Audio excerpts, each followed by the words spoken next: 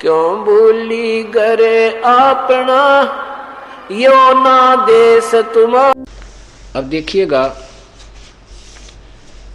इसी पवित्र बाइबल का पृष्ठ नंबर 4 पर उत्पत्ति 1 आरंभ यहाँ से होता है। आदि में परमेश्वर ने आकाश और पृथ्वी की सृष्टि की। पृथ्वी बेडौल और सुनसान पड़ी थी आदि। फिर इस प्रकार ये पहला दिन हो गया। फिर परमेश्वर ने उस अंतर को आकाश अर्थात आकाश कहा दिया थी, ये दूसरा दिन। फिर इस प्रकार ये तीसरा दिन हो गया। अब यहाँ देखो, फिर इस प्रकार ये चौथा दिन, और यहाँ ये चौथा दिन, और ये पांचवा दिन। अब छठे दिन में भगवान ने किस चीज की उत्पत्ति की? अब इसमें 26 नंबर आयत में लिखा है, फिर परमेश्वर ने कहा हम मनुष्य को अपने स्वरूप के अनुसार अपनी समानता में बनाएं, और वे समुद्र की मछलियों और आकाश के पक्षियों और घरेलू पशुओं और सारी पृथ्वी पर और सब रेंगने वाले जंतुओं पर जो पृथ्वी पर रेंगते अधिकार रखे, यानी उनका कंट्रोलर हो, खावे नहीं। तब परमेश्वर ने मनुष्य को अपने स्वरूप के अनुसार उत्पन्न किया।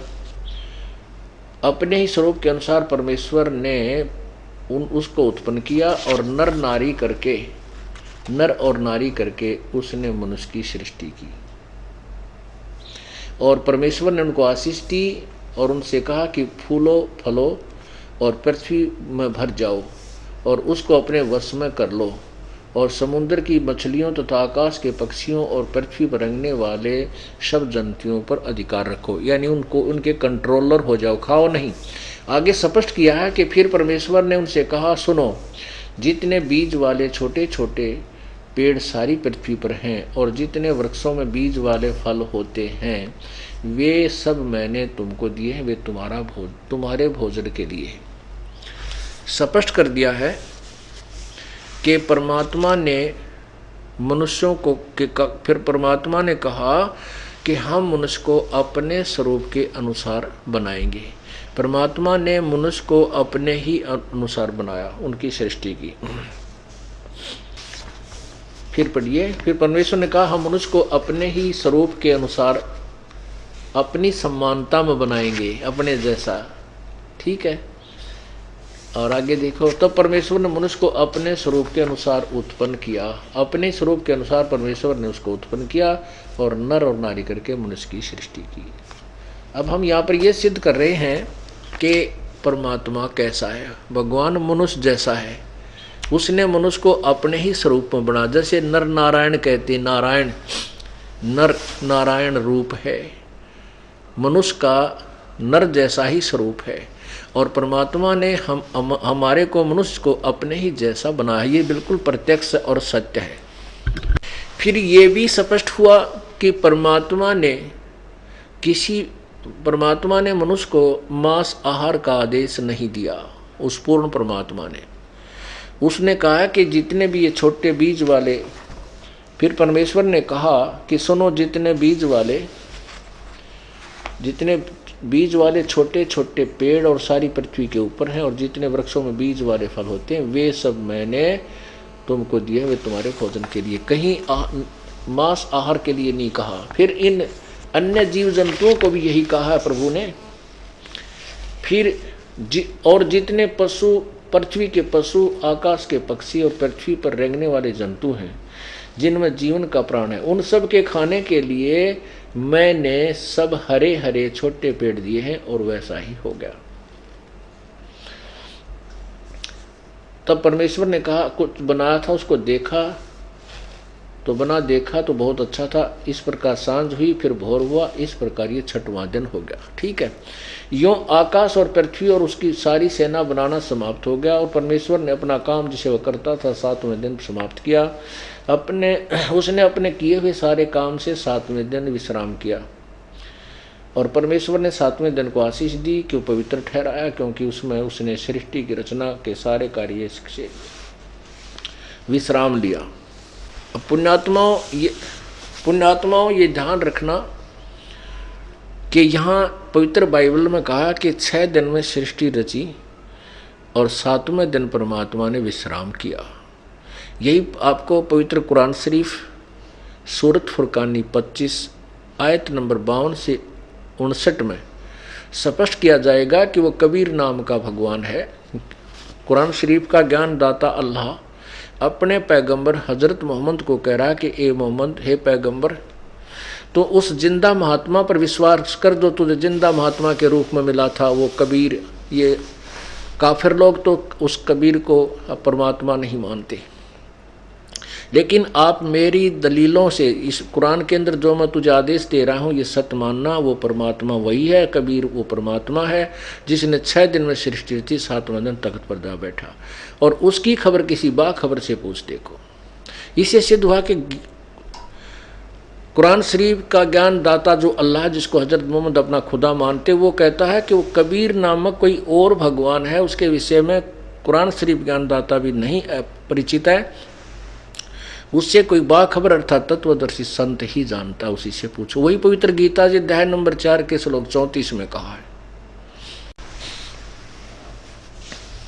अब परमात्मा कैसा है ये पवित्र बाइबल सिद्ध कर रहा है। आगे और प्रमाण दिखाते हैं।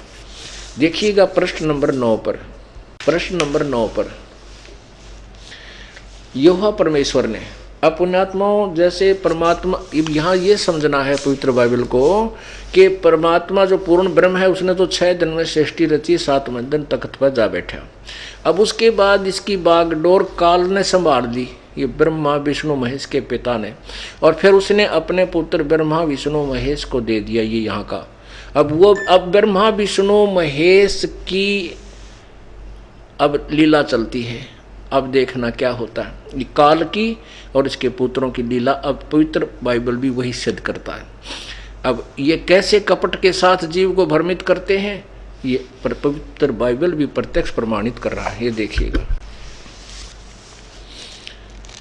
9 पर, यहोवा परमेश्वर ने जितने बनेले पशु बनाए थे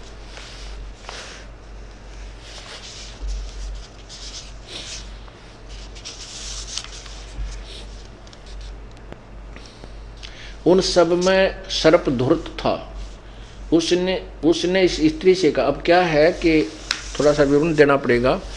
कहते हैं उसके बाद कहते परमात्मा ने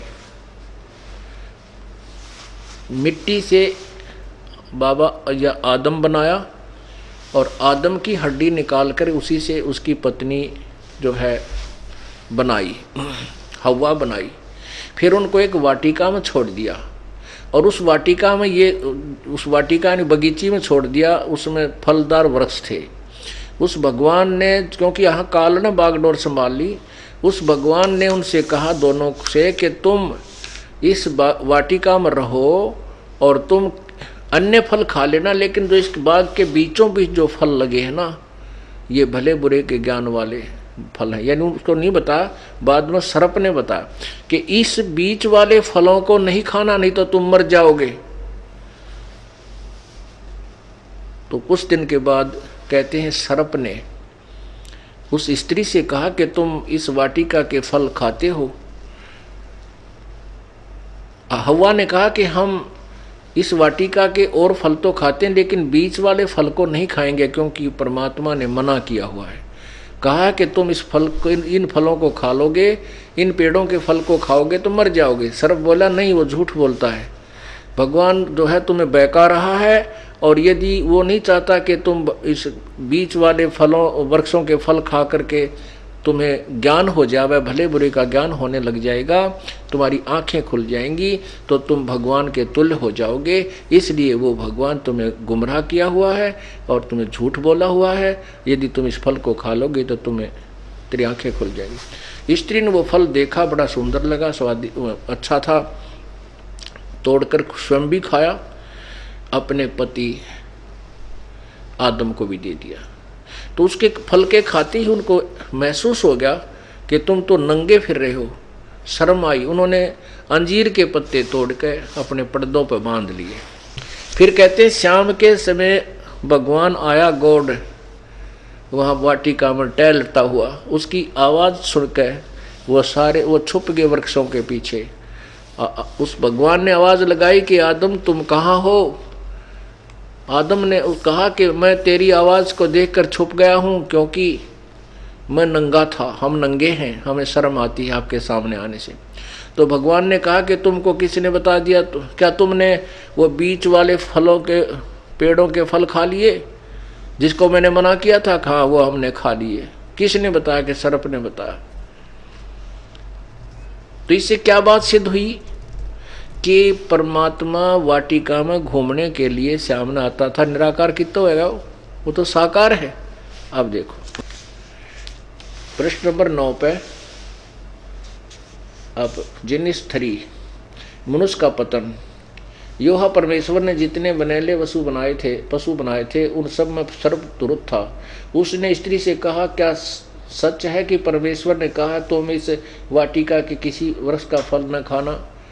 स्त्री ने सर्प से कहा, इस वाटिका के वृक्ष के फल हम खा सकते हैं, पर जो वृक्ष वाटिका के बीच में है उसके फल के विषय में परमेश्वर ने कहा कि न तो तुम इसको खाना है और न छूना है, नहीं तो मर जाओगे। तब सर्प ने स्त्री से कहा, तुम निश्चय नहीं मरोगे, वरना परमेश्वर आप जानता है कि जिस दिन तुम उसका फल खाओगे उसी दिन तुम्हारी आंखें खुल जाएंगी और तुम भले बुरे का ज्ञान पाकर परमेश्वर के तुल्य हो जाओगे।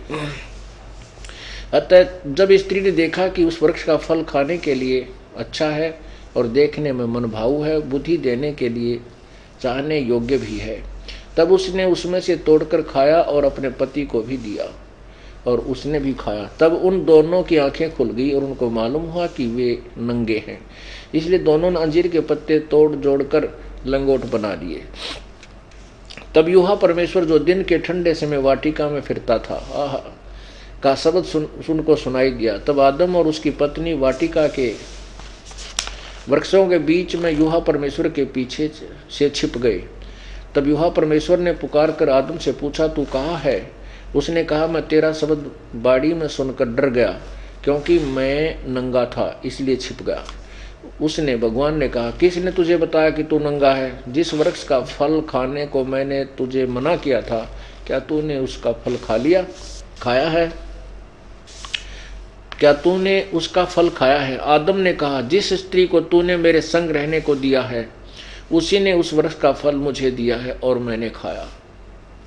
तब यूहा परमेश्वर ने स्त्री से कहा, तूने यह क्या किया? स्त्री ने कहा कि सर्प ने मुझे बहका दिया, तब मैंने खाया। अब देखो यहाँ एक स्पष्ट हो गया कि भगवान शाम के समय घूमन फिरन सैर सपट्टे को आता था, तो निराकार कितना हो गया। और उन तो बात कर बोल और बतलावे। आगे और देखो,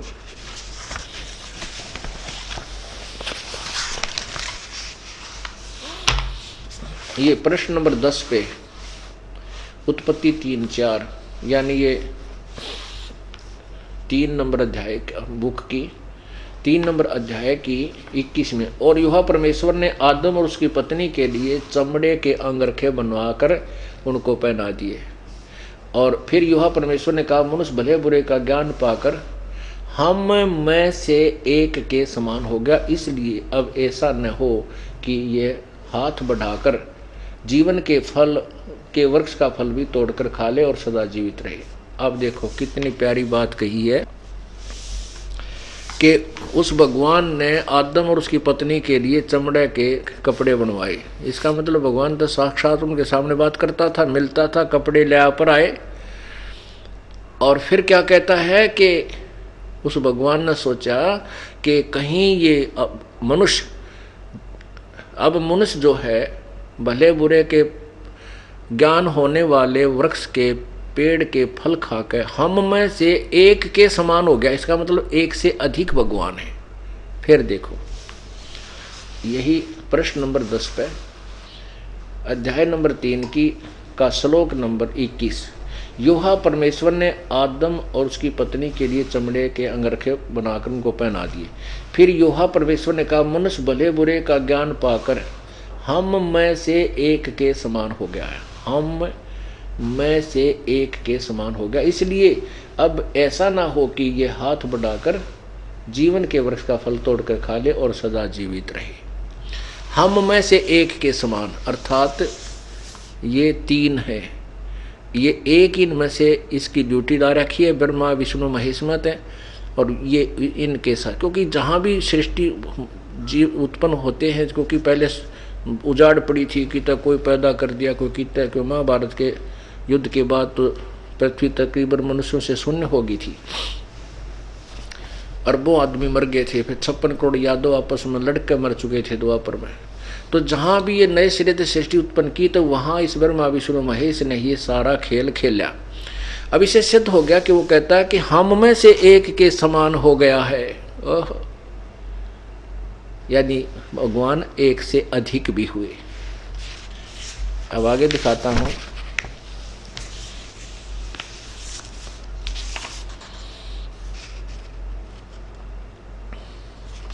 ये देखिएगा पृष्ठ 11 पे उत्पत्ति ग्रंथ और अध्याय, पृष्ठ 11 पे और 5वां अध्याय, अध्याय 5 का आदम की वंशावली यह है, जब परमेश्वर ने मनुष्य की सृष्टि की तब अपने ही स्वरूप में उसको बनाया। इस 11 नंबर पर एक और साक्षी दे दी कि आदम की वंशावली यह है कि जब परमेश्वर ने मनुष्य की सृष्टि की तब अपने ही स्वरूप में उसको बनाया। यानी यहाँ भी प्रमाण दे दिया 11 पृष्ठ पे 5वें अध्याय में कि भगवान ने जब मनुष्य बनाया तो अपने स्वरूप में अपने जैसा बनाया। और देखिएगा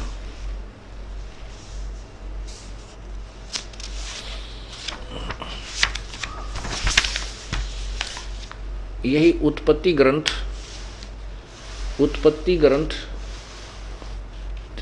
पृष्ठ 23 और 17 अध्याय में और प्रथम श्लोक में, अब अब्राहम 99 वर्ष का हो गया, तब योहा ने उसको दर्शन देकर कहा, मैं सर्वशक्तिमान ईश्वर हूँ, मेरी उपस्थिति में चल और सिद्ध होता जा। यानी अब्राहम 99 वर्ष का हो गया था, तब योहा ने उसको दर्शन देकर कहा। क्या हुआ? परमात्मा साकार है, सिद्ध हुआ। आगे देखो, अब देखिएगा प्रश्न नंबर 24 पे उत्पत्ति ग्रंथ, ये 18 नंबर में है। 3 अतिथि, वो जैसे अभी आपने पढ़ा था कि उसने भगवान ने कहा कि ये आदम जो है व्यक्ति मनुष्य भले बुरे के ज्ञान के हो जाने वाले पेड़ के फल खा के हम में से एक के बराबर हो गया। अब ये सिद्ध कर दिया वो 3 थे, ये 3 है। देखना प्रश्न नंबर 24 पे उत्पत्ति ग्रंथ अध्याय 17-18 में देखिएगा, ये अध्याय 18 है। 3 अतिथि। अब्राहम ममरे के बांझ वृक्षों के बीच कड़ी धूप के समय तंबू के द्वार पर बैठा हुआ था, तब योहा ने उसे दर्शन दिया। उसने आंख उठाकर दृष्टि की तो देखा कि 3 पुरुष उसके सामने खड़े हैं। जब उन्होंने उन्हें देखा तब उनसे भेंट करने के लिए तंबू के द्वार से दौड़ा और भूमि पर गिरकर दंडवत की और कहने लगा। अब क्या हो गया? 3 ये भी प्रकट हो गए, वो 3 आदमी थे, 3 भगवान हैं, रजगुण ब्रह्मा, सदगुण विष्णु, तमगुण शिव जी। ये सभी को यही व्यवस्थित किए हुए हैं। ये सिद्ध हो गया कि परमात्मा साकार है, दर्शन देता है, और वो 3 भी हैं, वो भी साकार हैं।